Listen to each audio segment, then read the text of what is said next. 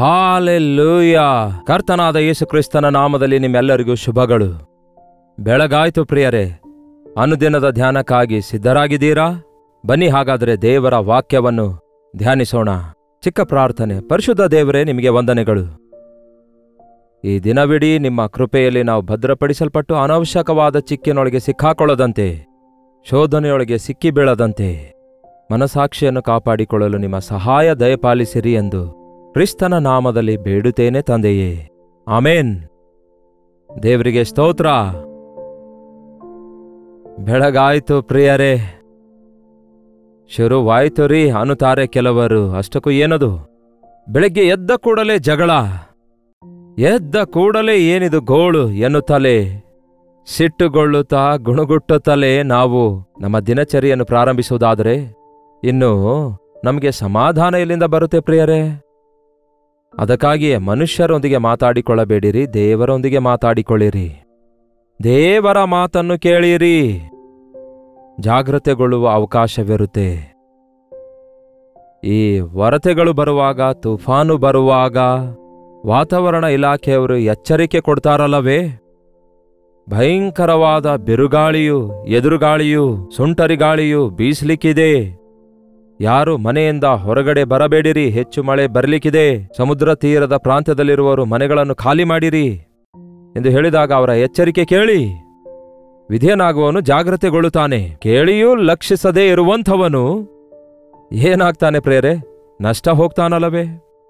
ನಮಗೂ ಕೂಡ ಈ ದಿನ ಎಂಥ ತುಫಾನ್ ಎದುರಾಗುತ್ತೋ ಗೊತ್ತಿಲ್ಲ. ವರತೆಗಳು, ತುಫಾನುಗಳು, ಈ ಲೋಕ ಸಂಬಂಧವಾದ ಪ್ರಕೃತಿ ವಿಕೋಪದಿಂದುಂಟಾಗುವ ತೊಂದರೆಗಳು ಒಂದು ಭಾಗವಾಗಿದ್ರೆ, ನಮ್ಮ ಆಧ್ಯಾತ್ಮಿಕ ಜೀವಿತ ಹಾಳು ಮಾಡುವಂತಹ ಶೋಧನೆಗಳು, ನಮ್ಮ ಮನಸಾಕ್ಷಿಯನ್ನು ಹಾಳು ಮಾಡುವಂತಹ ಪರಿಸ್ಥಿತಿಗಳು, ದೇವರ ಮುಂದೆ ನಮ್ಮನ್ನು ದೋಷಿಗಳೆಂದು ನಿಲ್ಲಿಸುವಂತೆ ಸೈತಾನನು ಮಾಡುವ ಪ್ರಯತ್ನಗಳು, ನಾವು ಸಿದ್ಧಗೊಳ್ಳದೇ ಇರುವುದರಿಂದ, ನಾವು ಜಾಗರೂಕರಾಗಿರದೇ ಇರುವುದರಿಂದ ವಿಫಲರಾಗಿ ದೋಷಿಗಳಾಗಿ ಬಿಡುತ್ತೇವೆ.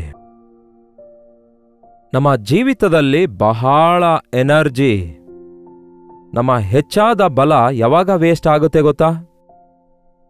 ನಾವು ಹೆಚ್ಚಾಗಿ ಅವಸರ ಪಡುತ್ತಿರುವಾಗ, ಎಂಗ್ಸೈಟಿಗೆ ಅವಕಾಶ ಕೊಡುವಾಗ, ಉದ್ರೇಕಕ್ಕೆ ಅವಕಾಶ ಕೊಡುತ್ತಿರುವಾಗ, ಕೋಪಗೊಳ್ಳುತ್ತಿರುವಾಗ ನಮ್ಮ ದೇಹದೊಳಗೆ ಕೆಲವೊಂದು ಕೆಮಿಕಲ್ಸ್ ಪ್ರೊಡ್ಯೂಸ್ ಆಗ್ತವೆ.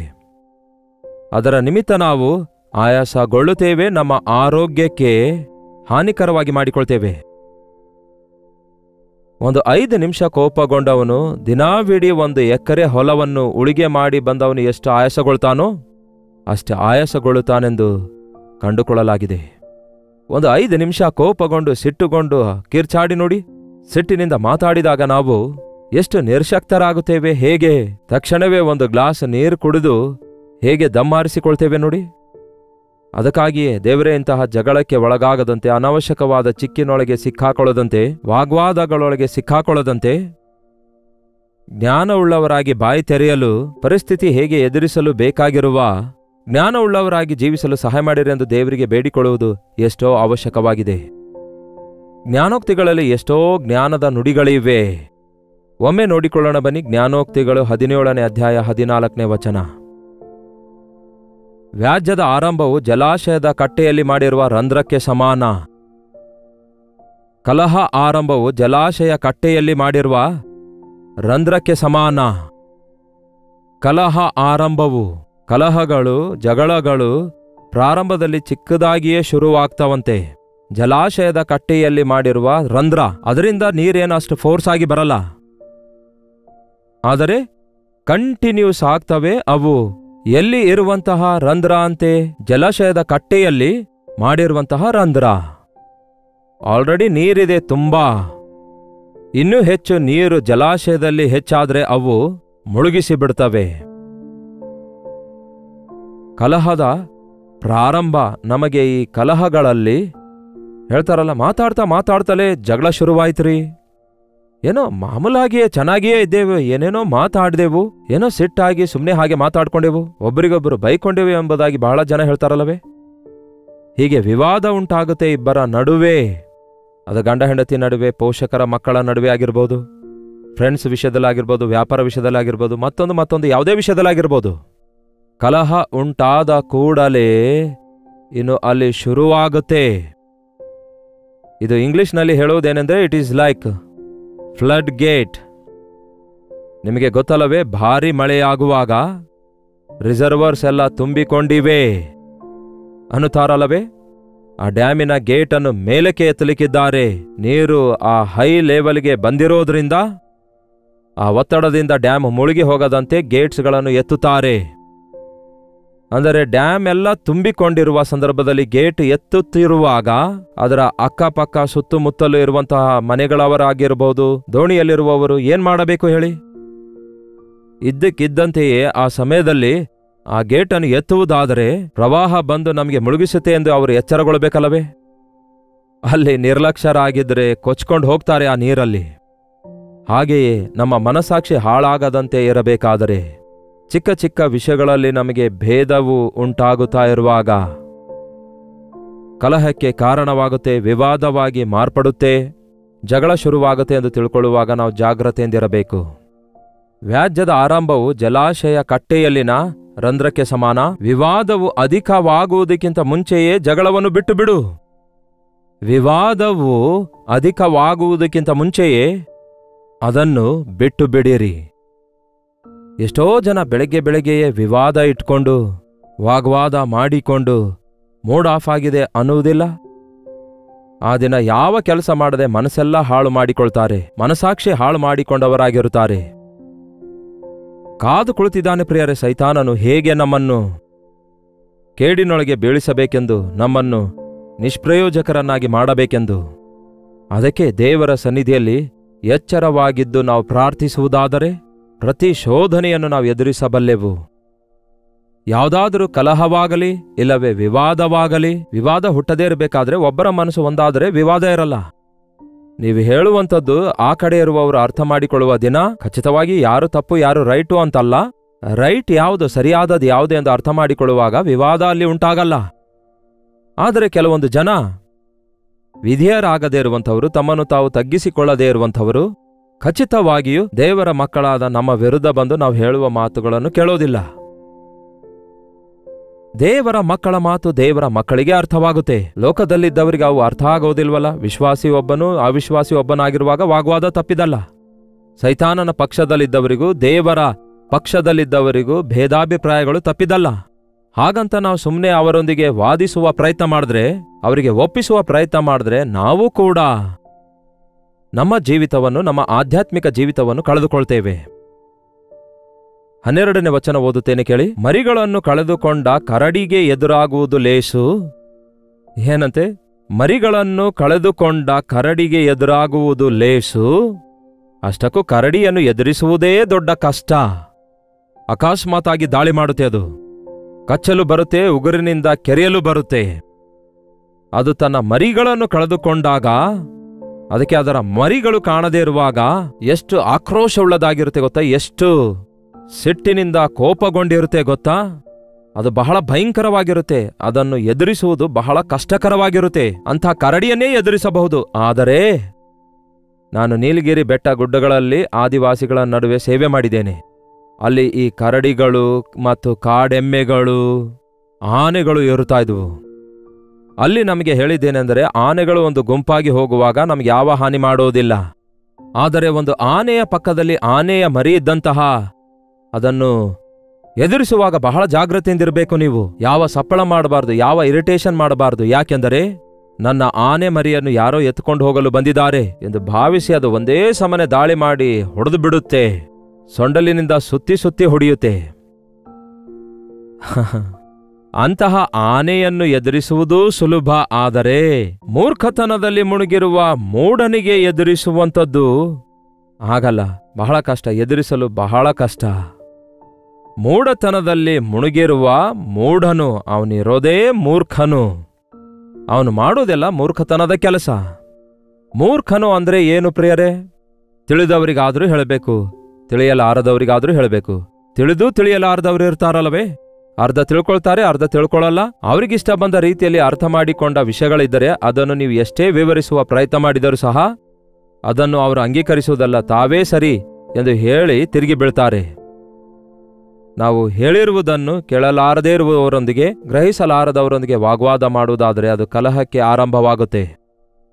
ನೋಡಿ, ಈ ದಿನಗಳಲ್ಲಿ ಅನೇಕ ವಿಷಯಗಳ ಕುರಿತಾಗಿ, ದೇವರ ಕುರಿತಾಗಿ ಸುಮ್ಮನೆ ವಾಗ್ವಾದಗಳನ್ನು, ಡಿಬೇಟ್ಸ್ಗಳನ್ನು ಇಟ್ಕೊಳ್ತಿದ್ದಾರೆ. ಅವು ಅವಶ್ಯಕವಿಲ್ಲ. ಪವಿತ್ರಾತ್ಮ ದೇವರು ಒಬ್ಬನನ್ನು ಒಪ್ಪಿಸಿದ ಹೊರತು ಯೇಸುವೇ ಒಡೆಯನೆಂದು ಅವನು ಒಪ್ಪಿಕೊಳ್ಳೋದಿಲ್ಲ. ನಿಜ ದೇವರು ಯಾರಾಗಿದ್ದಾರೆ ಎಂದು ತಿಳಿದುಕೊಳ್ಳುವಂಥದ್ದು ಮನುಷ್ಯರು ಹೇಳುವ ವ್ಯಾಖ್ಯಾನಗಳಿಂದ, ಬೋಧನೆಗಳಿಂದ ಯಾರೂ ಅಂಗೀಕರಿಸುವುದಿಲ್ಲ. ಹಾಗೆ ಅಂಗೀಕರಿಸಿದ್ದೇ ಆದರೆ ಈಗಾಗಲೇ ಎಲ್ಲರೂ ಯೇಸುವನ್ನು ಅಂಗೀಕರಿಸ್ತಾ ಇದ್ರಲ್ಲವೇ? ಆ ವ್ಯಕ್ತಿ ತನ್ನನ್ನು ತಾನು ತಗ್ಗಿಸಿಕೊಳ್ಳುವಾಗಲೇ ಅದು ಸಾಧ್ಯವಾಗುತ್ತದೆ. ಪವಿತ್ರಾತ್ಮ ದೇವರು ಆ ವ್ಯಕ್ತಿಯನ್ನು ತಗ್ಗಿಸಿಕೊಳ್ಳುವಂತೆ ಮಾಡಿ, ಅವನು ಒಪ್ಪಿಕೊಳ್ಳುವಂತೆ ಮಾಡಿ, ಅವನು ವಿಧೇಯನಾಗುವಂತೆ ಮಾಡುವಾಗ ಮಾತ್ರ ಸಾಧ್ಯ ಆಗುತ್ತೆ. ಹಾಗಾಗಿ ಮೂರ್ಖತನದ ಕೆಲಸ ಮಾಡುವವರಿಗೆ ನಾವು ಹೋಗಿ, ನೀನು ಸುಮ್ಮನೆ ಸಿಗರೆಟ್ ಸೇದುವುದು ತಪ್ಪು, ನೀನು ಸರಾಯಿ ಕುಡಿಯುವುದು ತಪ್ಪು, ನೀನು ನರಕಕ್ಕೆ ಹೋಗುತ್ತಿ, ನೀನು ನಾಶನವಾಗುತ್ತಿ ಎಂದು ಹೇಳಿದ್ರೆ ತಿರುಗಿ ಏನ್ ಹೇಳ್ತಾನೆ? ನಾನಲ್ಲ, ನೀನು ನಾಶನವಾಗ್ತಿ ಅನ್ನುತ್ತಾನಲ್ಲವೇ? ನಿಮ್ಮ ವಿರುದ್ಧ ತಿರುಗಿ ಬೀಳುವುದಿಲ್ಲವೋ? ನೀವು ಹೀನವಾದ ಸ್ಥಿತಿಯಲ್ಲಿ ಬಿದ್ದು ದೋಷಿಯಾಗಿ ನಿಲ್ಲುವುದಿಲ್ಲವೋ? ಅದಕ್ಕೆ ದೇವರ ಮಕ್ಕಳಾಗಿ ದೇವರ ವಾಕ್ಯ ಧ್ಯಾನಿಸುತ್ತಿರುವ ನೀವು ಈ ದಿನಗಳಲ್ಲಿ ಯಾರನ್ನು ನಾವು ಎದುರಿಸುತ್ತಿದ್ದೇವೆ, ಯಾರೊಂದಿಗೆ ಏನೆಂದು ಮಾತಾಡ್ತಿದ್ದೇವೆ, ಇದನ್ನು ಅವರು ಎಷ್ಟರ ಮಟ್ಟಿಗೆ ಅರ್ಥ ಮಾಡಿಕೊಳ್ತಾರೆ, ಎಷ್ಟರ ಮಟ್ಟಿಗೆ ಅವರು ಸ್ವೀಕರಿಸುತ್ತಾರೆ ಎಂದು ಗಮನಿಸಿರಿ ಎಂದು ಹೇಳ್ರಿ. ಅವರು ಕೇಳಿದ್ರೆ ಸರಿ, ಅಂಗೀಕರಿಸಿದ್ರೆ ಸರಿ. ತಿರುಗಿ ಬೀಳುವುದಾದರೆ, ವಿವಾದಕ್ಕೆ ಕಾರಣವಾಗುವುದಾದರೆ ತಪ್ಪಿಸಿಕೊಳ್ಳಿರಿ, ಅವರನ್ನು ಬಿಟ್ಟುಬಿಡ್ರಿ. ವಿವಾದಕ್ಕೆ ಹೋಗಬೇಡಿ. ಮೂರ್ಖತನದ ಕೆಲಸ ಮಾಡುವವನಿಗೆ ಎದುರಿಸುವಂಥದ್ದು ಕಷ್ಟ. ಇನ್ನೊಂದು ಮಾತು ನೋಡೋಣ ಬನ್ನಿ. ಇದೇ ಜ್ಞಾನೋಕ್ತಿ 29:9 ವಚನದಲ್ಲಿ ನೋಡುವುದಾದ್ರೆ ವಾಕ್ಯ ಹೇಳುತ್ತೆ, ಜ್ಞಾನಿಯು ಮೂರ್ಖನ ಸಂಗಡ ವ್ಯಾಜ್ಯವಾಡುವಾಗ ಅವನು ರೇಗಿದರೂ ನಕ್ಕರೂ ಜಗಳವು ತೀರುವುದಿಲ್ಲ. ಜ್ಞಾನಿಯು ಮೂರ್ಖನ ಸಂಗಡ ವಾದಿಸುವಾಗ ಅವನು ಸುಮ್ಮನಿರುವುದಿಲ್ಲ. ನೀವು ಎಷ್ಟೇ ವಾದಿಸಿ ಹೇಳಿದ್ರೂ ಸಹ, ಎಷ್ಟೇ ಎಕ್ಸ್ಪ್ಲೇನ್ ಮಾಡಿ ವಿವರಿಸಿ ಹೇಳಿದ್ರೂ ಸಹ, ನಿಮ್ಮ ಜ್ಞಾನ ಅವನಿಗೆ ಅರ್ಥ ಆಗುವಂತೆ ಹೇಳಬೇಕೆಂದು ನೀವು ನಾನಾ ವಿಧವಾದ ಪ್ರಯತ್ನ ಮಾಡಿದ್ರೂ ಸಹ, ಅವನು ಮೂರ್ಖನಾಗಿರುವಾಗ, ಆ ಮೂರ್ಖತ್ವವನ್ನು ಅವನು ಬಿಟ್ಟು ಬಿಡದೇ ಇರುವಾಗ ಅವನು ರೇಗುತ್ತಲೇ ಇರ್ತಾನಂತೆ, ಇನ್ನಷ್ಟು ಹೆಚ್ಚಾಗಿ ರೇಗುತ್ತಲೇ ಇರ್ತಾನಂತೆ. ನೀವು ಹೇಳಿರುವುದೆಲ್ಲವನ್ನು ಅರ್ಥ ಮಾಡಿಕೊಂಡು ತಗ್ಗಿಸಿಕೊಂಡು ಆಯ್ತು ಸರಿ ಅನ್ನಲ್ಲ, ಇನ್ನಷ್ಟು ಮಾತಿನ ಮೇಲೆ ಮಾತುಗಳನ್ನು ಹೆಚ್ಚಿಸಿ ರೇಗಿದವನಾಗಿ, ಬಹಳ ರೇಗಿದವನಾಗಿ ನಿಮ್ಮನ್ನು ಕೂಡ ಸಿಟ್ಟಿಗೆಬ್ಬಿಸಿ ಅವನ ಸ್ಥಿತಿಗೆ ನೀವು ಹೋಗುವಂತೆ ಮಾಡ್ತಾನೆ. ಅರ್ಥವಾಗ್ತಿದೆಯಾ ಪ್ರಿಯರೇ ನಾನು ಹೇಳೋದು? ಅಂತಹ ಅನುಭವ ನಿಮಗಿವೆಯಾ? ಈ ದಿನ ಯಾರ ಮುಖ ನೋಡಿದೇನೋ ಗೊತ್ತಿಲ್ಲ, ಹೀಗಾಯ್ತು ಅನ್ನುತ್ತಾರೆ. ಯಾರದೋ ಮುಖ ನೋಡಿದಕ್ಕೆ ಏನೂ ಆಗಲ್ಲ. ನಾವು ಮಾಡುವಂತಹ ನಿರ್ಣಯಗಳ ನಿಮಿತ್ತ ನಾವು ಸಮಯೋಚಿತವಾದ ಸಲಹೆಯನ್ನು ದೇವರ ಬಳಿಯಿಂದ ಹೊಂದದೆ ಜಾಗ್ರತೆ ಹೊಂದಲಾರದಕ್ಕಾಗಿಯೇ ಈ ಲೋಕದಲ್ಲಿರುವಂತಹ ಮೂಢತನವನ್ನು, ಈ ಲೋಕದಲ್ಲಿರುವ ಅಪವಿತ್ರತೆಯನ್ನು, ಈ ಲೋಕದಲ್ಲಿರುವ ಅಜ್ಞಾನಿಗಳನ್ನು, ಈ ಲೋಕದಲ್ಲಿರುವ ಯಹಲೋಕಾಧಿಕಾರಿಯಾದ ಸೈತಾನನನ್ನು ನಾವು ಗುರುತಿಸದೇ ಇರುವಾಗ ನಾವು ನಮ್ಮ ಮನಸಾಕ್ಷಿಯನ್ನು ಹಾಳು ಮಾಡಿಕೊಳ್ತೇವೆ. ನಾವು ಕೂಡ ಅವರ ಸ್ಥಿತಿಗೆ ಬಿದ್ದು ಹೋಗ್ತೇವೆ. ಯಾವಾಗ ಒಂದು ಸಣ್ಣ ವಾದ ಶುರುವಾಗುತ್ತದೋ, ಓಹೋ ಇದು ಜಗಳಕ್ಕೆ ಕಾರಣವಾಗ್ತದೆ ಎಂದು ತಿಳ್ಕೊಂಡಾಗಲೇ ನೀವು ಆ ಸಬ್ಜೆಕ್ಟ್ ಕಟ್ ಮಾಡಿಬಿಡಿ. ದಾವೀದನು ಅಣ್ಣಂದರಿಗೆ ಆಹಾರ ತೆಗೆದುಕೊಂಡು ಹೋಗ್ತಾನೆ. ಗೊಲಿಯಾತನು ಕಿರ್ಚಾಡುವುದು ಕೇಳಿ ಅವನಿಗೆ ಸ್ವಲ್ಪ ರೋಷ ಬರುತ್ತೆ. ಅಷ್ಟರಲ್ಲೇ ಹಿರಿಯ ಅಣ್ಣ ಬಂದು, ಯಾಕೆ ದಾವೀದ ನೀನಿಲ್ಲಿಗೆ ಬಂದೆ ಎಂದು ಕೇಳ್ತಾನೆ. ನಿನಗೆ ಎಷ್ಟು ಪೊಗರು, ನಿನಗೆ ಎಷ್ಟು ರೋಷ, ನಿನಗೆ ಇನ್ನೇನು ಹೇಳೋಣ. ಈ ಅಣ್ಣ ತಮ್ಮಂದಿರು ಹೇಗೆ ಬೈಕೊಳ್ತಾರೆಂದು ಗೊತ್ತಲ್ಲವೇ? ಆ ಕುರಿಗಳನ್ನೆಲ್ಲ ಏನ್ ಮಾಡಿ ಬಂದೆ? ಯಾರು ಬಾಂದಿದ್ದಾರೆ ಇಲ್ಲಿಗೆ? ಯುದ್ಧ ನೋಡಲು ಬಂದಿದೀಯಾ? ಬುದ್ಧಿ ಇಲ್ಲದವನೇ, ನಿನಗೆ ಯಾಕೆ ಬೇಕು ಯುದ್ಧ ಎಂದು ಹುಚ್ಚುಚ್ಚಾಗಿ ಮಾತಾಡ್ತಿದ್ದ. ಈ ಕಾಲದ ತಮ್ಮಂದಿರಾದರೂ ಅಣ್ಣಂದರಿಗೆ ಮೀರುತ್ತಿದ್ದಾರಲ್ಲವೇ? ಅಣ್ಣ ಒಂದು ಮಾತಾಡಿದ್ರೆ ತಿರುಗಿ 10 ಮಾತಾಡ್ಬಿಡ್ತಾರೆ. ತಮ್ಮಂದಿರ ತಿರುಗಿ ಬಿದ್ದಾಗ ಅಣ್ಣಂದಿರು ತಮ್ಮಂದಿರಿಗೆ ಭಯಪಡ್ತಿದ್ದಾರೆ. ಆದರೆ ದಾವೀದನಿಗೆ ಆ ಹಿರಿಯಣ್ಣ ಅವನಿಗೆ ಬೈತಿರುವಾಗ, ಅನವಶ್ಯಕವಾಗಿ ಬೈಯುತ್ತಿರುವಾಗ ದಾವೀದನು ಹೇಗೆ ಉತ್ತರ ಕೊಡುತ್ತಾನೆ ಗೊತ್ತಾ ನಿಮಗೆ? ನಾನೇನ್ ಮಾಡಿದ್ದೇನೆ ಎಂಬ ಒಂದು ಮಾತಾಡಿದ್ದೇನೆ ಅಷ್ಟೇ, ಅಷ್ಟು ಹೇಳಿ ಅಲ್ಲಿಂದ ಅವನು ತಪ್ಪಿಸಿಕೊಂಡು ಹೋಗ್ತಾನೆ. ಏನ್ ಮಾಡ್ತೀಯೋ ಮಾಡು, ನೀನೇನ್ ಮಾಡ್ತೀಯೋ ಮಾಡು, ನಾನೇನ್ ಮಾಡ್ತೇನೆ ನೋಡು ಎಂದು ಹಾಗೆ ಹೀಗೆ ವಿವಾದ ಇಟ್ಕೊಳ್ಳಲಿಲ್ಲ, ವಾಗ್ವಾದಕ್ಕೆ ಇಳಿಯಲಿಲ್ಲ. ನಿನಗಷ್ಟು ರೋಷ ಇದ್ರೆ ಗೊಲಿಯಾತನಿಗೆ ಕೊಂದಬಹುದಲ್ಲವೇ? ನನ್ ಮೇಲೆ ಯಾಕೆ ಬರ್ತಾ ಇದೆಯಾ ಎಂದು ದಾವೀದ ಹೇಳಲಿಲ್ಲ. ನನಗೆ ಹೇಳಿದಕ್ಕೆ ಬಂದಿದ್ದೇನೆ, ಅಪ್ಪ ಕಳಿಸಿದ್ದಕ್ಕೆ ಬಂದಿದ್ದೇನೆ, ನಿನಗೆ ಊಟ ಕೊಡುವುದಕ್ಕಾಗಿಯೇ ಬಂದಿದ್ದೇನೆ, ನಾನು ಕುರಿಗಳನ್ನು ಬೇರೆಯವರಿಗೆ ಒಪ್ಪಿಸಿ ಬಂದಿದ್ದೇನೆಂದು ಎಕ್ಸ್ಪ್ಲನೇಷನ್ ಕೊಡಲಿಲ್ಲ. ಯಾಕಣ್ಣ ಅಷ್ಟು ಕೋಪಗೊಳ್ಳುತ್ತೀನಿ ನನ್ನ ಮೇಲೆ? ನಾನು ಏನೋ ಒಂದು ಮಾತಂದೆ ಅಷ್ಟೇ ಅಲ್ಲವೇ? ಅಷ್ಟೇ ಹೇಳಿ ಅಲ್ಲಿಂದ ತಪ್ಪಿಸಿಕೊಂಡ ಅಂತ ಇದೆ ಬೈಬಲ್ನಲ್ಲಿ.